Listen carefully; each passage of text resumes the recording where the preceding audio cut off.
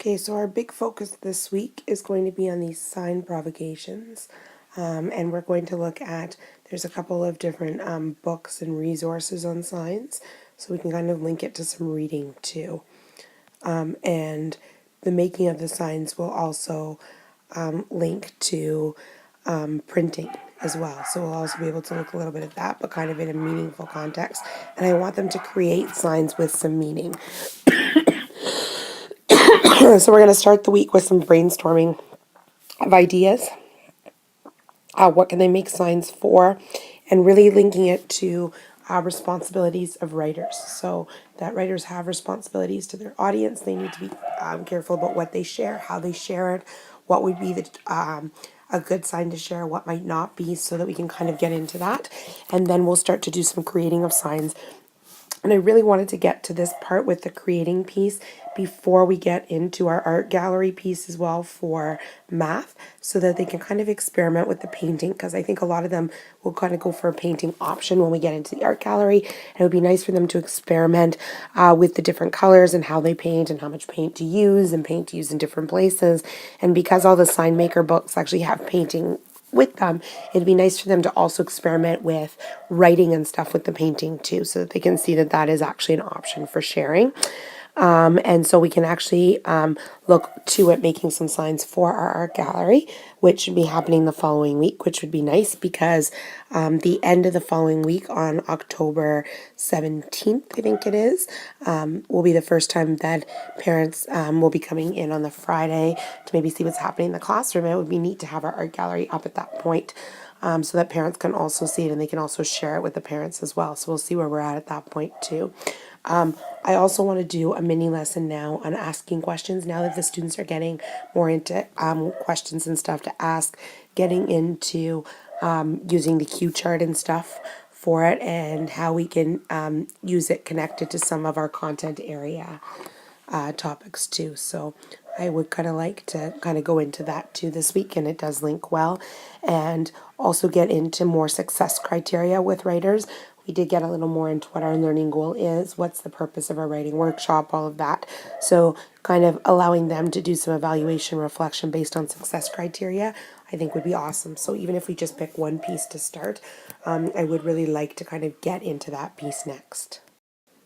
So for math this week, we're actually going to look a little bit at coding. And the reason being that I'm noticing that basically all of my students, no matter what they can count to or the amount, are still kind of finding that one-to-one correspondence piece difficult. And some of the stuff that I've looked at for coding actually allows them to really focus in on that one-to-one correspondence and counting. And the whole concept of the repeating codes gets them into the skip counting. I also want to look and see if there is a hopscotch outside, which I think there might be. So I need to take a look because the hopscotch could be a good idea for them to actually see the number of jumps forward, but also the idea of the repeating one. So if I wanted to get from one end to the other without making my feet go across to the one, instead of going one at a time, it would be nice to just say, jump forward 10 places or something, so that they can kind of see that link to the skip counting. And hopscotch is a game that they play. It's something that they do. So kind of gives them that real world context, because I think sometimes our real world and theirs is a little bit different. So that's something that they would be used to. So I'd like to just see if there is one. And if not, it would be neat to even make one outside. So I need to check on if we can make one if there isn't one outside. And maybe even try ones like making one with the sidewalk chalk. It would be really nice if the weather was good. Sorry. If the weather was nice, it would be nice to actually go and look a little bit with the sidewalk chalk and what it would look like if we were going 10 paces, 5.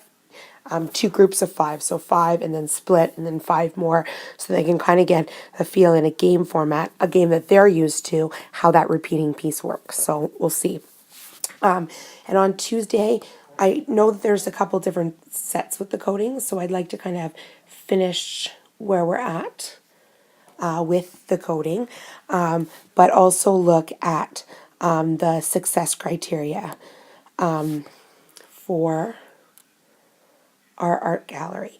So even though we won't be actually creating the works of art until I think the beginning of the following week, because I am off on a mentorship day on the Wednesday and I don't want to leave that actual creation piece with the supply teacher, that I would like to look at it because we are going to get into the music piece this week and also a bit of the planning piece as well. And also the sketches for our number art that they're actually going to make. So picking the specific number, looking at the types of numbers they could look at making. Again, even just that whole concept about the making of 10.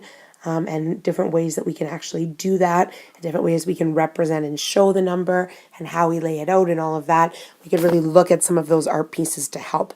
It did take me a little longer to get to this than I thought, but we really needed a little more practice with our one-to-one correspondence and with the counting skills, the number recognition, and we'll continue to kind of work on that. But I think it's starting to build. I was really seeing that on Friday, so I'm hoping that this link on Monday and Tuesday will also help.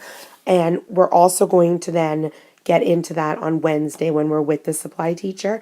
I'm actually going to give them some building design challenges with very specific numbers of objects so they can look at how to put them together and then create something, look at different ways to count them, look at the one-to-one correspondence, and even bring in maybe some of the Lego stuff too that they can make and take pictures of as well so that we can see it and maybe even share it with the K classes, knowing that they're also building with it.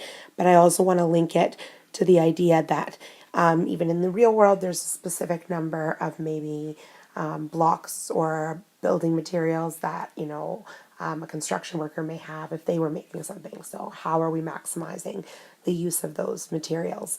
With, work of art or something, you might only have access to so many specific materials. How are you making use of those? If you only have a certain amount, what are you doing? How are you going to divide them? How are you going to use them? So again, that idea that we do need to actually count at times. And while I realize that the brick builder or the construction worker is not necessarily counting every brick that they're putting down, if they have a specific amount, the way in which they lay it out, the format, the amount that they need, all of that might work.